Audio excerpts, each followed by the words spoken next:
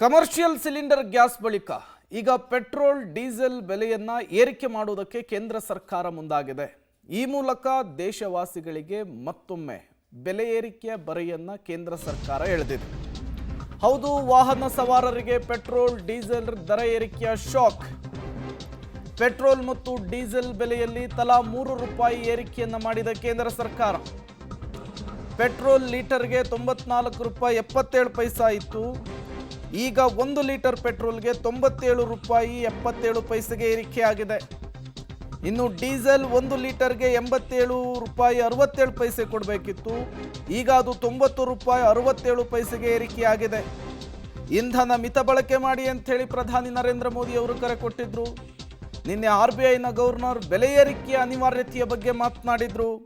ಈ ಹೇಳಿಕೆಯ ನಡುವೆ ನಿರೀಕ್ಷೆಯಂತೆ ಈಗ ಪೆಟ್ರೋಲ್ ಡೀಸೆಲ್ ದರವನ್ನು ಏರಿಕೆ ಮಾಡುವುದಕ್ಕೆ ಕೇಂದ್ರ ಸರ್ಕಾರ ಮುಂದಾಗಿದೆ. ಮೂಲ ಬೆಲೆಯಲ್ಲಿ 3 ರೂಪಾಯಿ ಏರಿಕೆ ಆಗಿದೆ.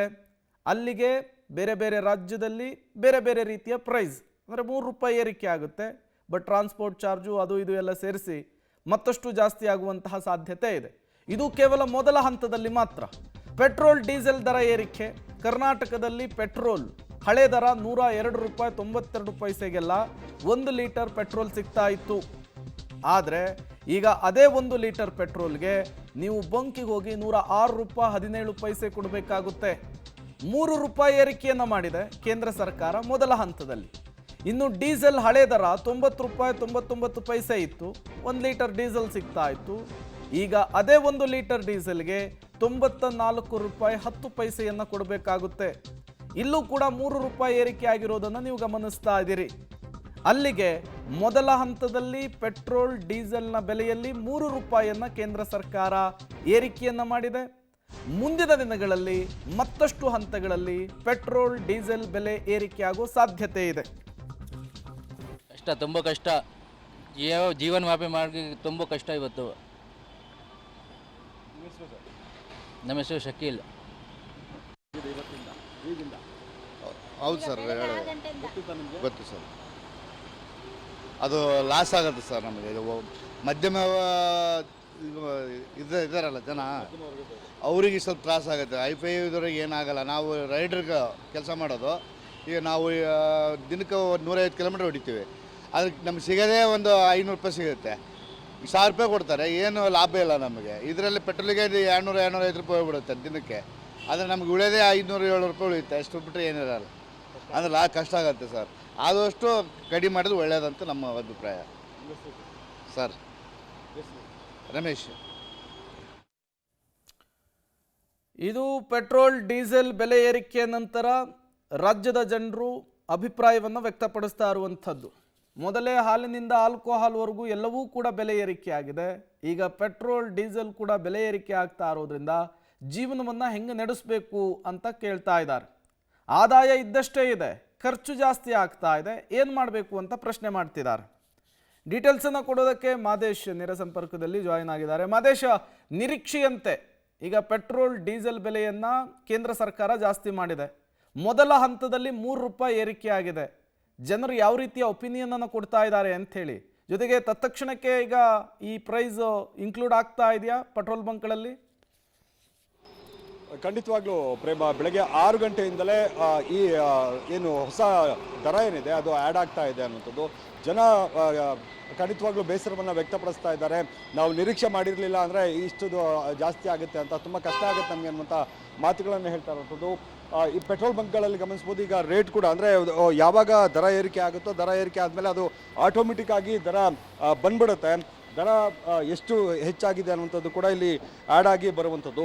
ಈಗ ಏನು ಪೆಟ್ರೋಲ್ ಹಾಕ್ಸ್ಕೊಳ್ಳೋಕ್ಕೆ ಬರುವಂಥ ಗ್ರಾಹಕರು ಬೇಸರವನ್ನು ವ್ಯಕ್ತಪಡಿಸ್ತಾ ಇದ್ದಾರೆ. ಯಾಕಂದರೆ ಈ ರೀತಿಯಾಗಿ ಪೆಟ್ರೋಲ್ ಡೀಸೆಲ್ ಬೆಲೆ ಜಾಸ್ತಿ ಆಗ್ತಿದ್ರೆ ನಾವು ಬದುಕನ್ನು ನಡೆಸೋದು ಹೇಗೆ ಅನ್ನುವಂಥ ಪ್ರಶ್ನೆಯನ್ನು ಗ್ರಾಹಕರು ಮಾಡುವಂಥದ್ದು.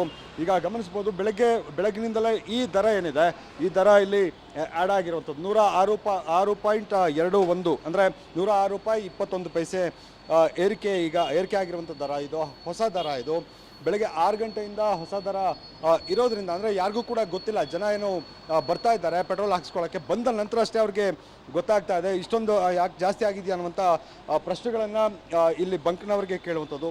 ಸರ್, ಪೆಟ್ರೋಲ್ ಜಾಸ್ತಿ ಆಗಿದೆ ಗೊತ್ತಿತ್ತಾ ನಿಮಗೆ? ಗೊತ್ತಿಲ್ಲ ಸರ್. 3 ರೂಪಾಯಿ ಜಾಸ್ತಿ ಆಗಿದೆ. ಗೊತ್ತಿಲ್ಲ ಸರ್, 3 ರೂಪಾಯಿ ಗೊತ್ತಿಲ್ಲ.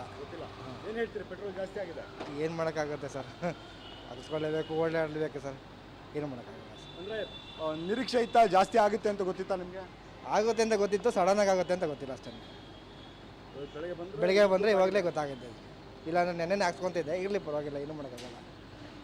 ಓಕೆ, ಅಂದರೆ ಸಂಜೆ ಏನಾದರೂ ದರ ಏರಿಕೆ ಆಗಿದ್ದು ಆ ಥರದ್ದಾದರೆ ರಾತ್ರಿ ಪೆಟ್ರೋಲನ್ನು ಹಾಕ್ಸ್ಕೊಳ್ಳೋರು. ಆದರೆ ಈಗ ಏಕಾಏಕಿ ದರ ಏರಿಕೆ ಆಗಿದೆ ಬೆಳಗಿನಿಂದ, ಅದರಿಂದಾಗಿ ಅನಿವಾರ್ಯವಾಗಿ ಹಾಕ್ಸ್ಕೊಳ್ಳೇಬೇಕು ಅನ್ನುವಂಥದ್ದು. ಸರ್, ಪೆಟ್ರೋಲ್ ಜಾಸ್ತಿ ಆಗಿದೆ ಗೊತ್ತಿದೆಯಾ? ಗೊತ್ತಿದೆ ಸರ್. ಮೋದಿ ಸಾಹೇಬರು ಹೇಳಿದ್ದಾರೆ, ಜನಗಳು ತಿಳ್ಕೊಂಡು ನಡ್ಕೊಬೇಕು. ಅನಿವಾರ್ಯ ಇದ್ದೇ ಇರುತ್ತಲ್ಲ ಸರ್, ಪೆಟ್ರೋಲ್ ಹಾಕಬೇಕಾದ್ರೆ ಕೆಲಸ ಕಾರ್ಯಗಳಿಗೆ ಹೋಗಬೇಕು. ಬೆಳಗ್ಗೆ ಪ್ರತಿನಿತ್ಯ ಕೆಲಸಗಳು ಇರ್ತವೆ ಮನುಷ್ಯನಿಗೆ, ಏನು ಸರ್, ಹಾಕ್ಲೇಬೇಕು. ಮೋದಿ ಈಗ 3-3.5 ರೂಪಾಯಿ ಜಾಸ್ತಿ ಆಗಿದೆ. ಹೊರಗಡೆ ದೇಶದಲ್ಲಿ ಇದು ನಡೀತಾ ಇದೆ, ವಾರ್ ನಡೀತಾ ಇದೆ, ಅಲ್ಲಿಂದ ಬರಬೇಕಲ್ಲ ಸರ್ ಪೆಟ್ರೋಲು. ಯಾವ ಪಕ್ಷದ ಪರವಲ್ಲ, ಅದು ಜನರಲ್ಲಾಗಿ ಹೇಳೋದು ಇಲ್ವಾ? ಅದು ನಾವು ಪಬ್ಲಿಕ್ ತಿಳ್ಕೊಂಡು ಬಾಳಬೇಕು, ಯಾರ ಬಗ್ಗೆ ಹೇಳೋದಲ್ಲ.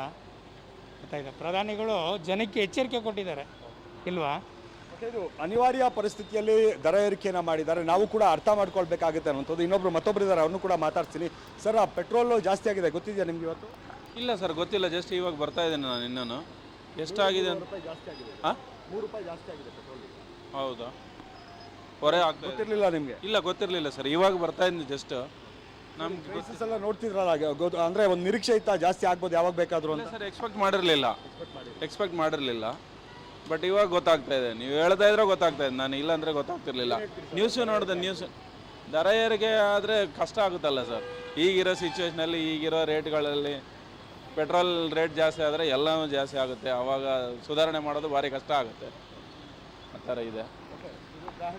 ಅಂದರೆ ಪೆಟ್ರೋಲ್ ಡೀಸೆಲ್ ದರ ಏರಿಕೆ ಆದರೆ ಎಲ್ಲ ವಸ್ತುಗಳ ದರ ಏರಿಕೆ ಆಗುವಂಥದ್ದು ಗ್ಯಾರಂಟಿ. ಯಾಕಂದರೆ ಸರಕು ಸಾಗಣೆಗೆ ಸಂಬಂಧಪಟ್ಟಂತಾಗಿರ್ಬೋದು, ಯಾವುದೇ ವಿಚಾರಕ್ಕಾಗಿರ್ಬೋದು, ಪೆಟ್ರೋಲ್ ಡೀಸೆಲ್ ಜಾಸ್ತಿ ಆದರೆ ಖಂಡಿತವಾಗ್ಲೂ ಬೆಲೆ ಏರಿಕೆ, ಅಂದರೆ ಬೇರೆ ಬೇರೆ ವಸ್ತುಗಳ ಬೆಲೆ ಏರಿಕೆ ಕೂಡ ಆಗುತ್ತೆ ಅಂತ.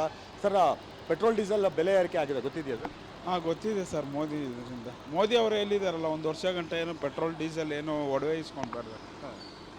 ಈಗ 3 ರೂಪಾಯಿ ಜಾಸ್ತಿ ಆಗಿದೆ. 3 ರೂಪಾಯಿ ಜಾಸ್ತಿ ಆದರೆ ಹೆಂಗೆ ಸರ್? ನಾವು ಮಿಡಿಲ್ ಕ್ಲಾಸ್ ಅವರು, 3 ರೂಪಾಯಿ ಜಾಸ್ತಿ ಆದರೆ ಹೆಂಗೆ? ಇವಾಗ ಎಲ್ಲ ರೇಟು ಜಾಸ್ತಿ ಆಗಿದೆ. ಈ ಥರ ಮಾಡಿದ್ರೆ ಇನ್ನೇನು ಸರ್? ಯಾವ ಸರ್ಕಾರಗಂತ ಓಟ್ ಹಾಕಿದ್ರೆ? ದೇಶ ಕಷ್ಟದಲ್ಲಿದೆ, ಅಲ್ಲಿ ಯುದ್ಧ ಆಗ್ತಿದೆ, ಪೆಟ್ರೋಲ್ ಡೀಸೆಲ್ ಬರ್ತಾ ಇಲ್ಲ, ಗ್ಯಾಸ್ ಬರ್ತಿಲ್ಲ, ಅದರಿಂದಾಗಿ ಅನಿವಾರ್ಯವಾಗಿ ಜಾಸ್ತಿ ಮಾಡಬೇಕು ಅಂತ ಹೇಳ್ತಾರೆ ಸರ್. ಅದರಿಂದ ಇಲ್ಲ ಸರ್, ದೇಶದಲ್ಲಿ ಇವಾಗ ತಮಿಳ್ನಾಡಲ್ಲಿ ನೋಡಿ, ಅಲ್ಲೂ ಅದೇ ಥರನ ಎಲ್ಲ ಜಾಸ್ತಿ ಮಾಡ್ತಾ ಇದ್ದಾರೆ. ಬೆಂಗಳೂರಲ್ಲಿ ಮಾತ್ರ ಹಿಂಗೆ ಮಾಡ್ತಾ ಇದ್ದಾರೆ ಅಷ್ಟೇ. ಅದು ಸರ್ಕಾರಕ್ಕೆ ಸರ್ ಕೇಳಬೇಕು. ಇದು ಗ್ರಾಹಕರು ಹೇಳ್ತಾ ಇರುವಂಥದ್ದು ಪ್ರೇಮ. ಒಟ್ಟಾರೆ ಬೇಸರ ಇದೆ. ಕೆಲವರು ಹೇಳುವಂಥದ್ದು ಏನು ಅಂದರೆ, ಅನಿವಾರ್ಯ ಪರಿಸ್ಥಿತಿಯಲ್ಲಿ ಮೋದಿಯವರು ಮಾಡಿದ್ದಾರೆ, ಅಂದರೆ ದೇಶದ ಹಿತಕ್ಕಾಗಿ. ಯಾಕಂದರೆ ಹೊರಗಡೆ ಯುದ್ಧ ಆಗ್ತಿರುವಂಥ ಸಂದರ್ಭದಲ್ಲಿ ನಮಗೆ ಗ್ಯಾಸ್ ಬರ್ತಿಲ್ಲ, ಪೆಟ್ರೋಲ್ ಬರ್ತಿಲ್ಲ ಅಂದಾಗ ಅನಿವಾರ್ಯ ಪೆಟ್ರೋಲ್ ಡೀಸೆಲ್ ದರ ಏರಿಕೆ ಮಾಡೋದು. ನಾವು ಕೂಡ ಜನಸಾಮಾನ್ಯರು ಅದನ್ನು ದೇಶದ ಹಿತಕ್ಕಾಗಿ ನಾವು ಅದನ್ನು ನೋಡಬೇಕಾಗುತ್ತೆ ಅನ್ನುವಂಥ ಮಾತುಗಳನ್ನು ಕೆಲವರು ಹೇಳ್ತಾರೆ. ಕೆಲವರಂತೂ ಬೇಸರವನ್ನು ವ್ಯಕ್ತಪಡಿಸ್ತಾ ಇದ್ದಾರೆ ಪ್ರೇಮ್. ಓಕೆ.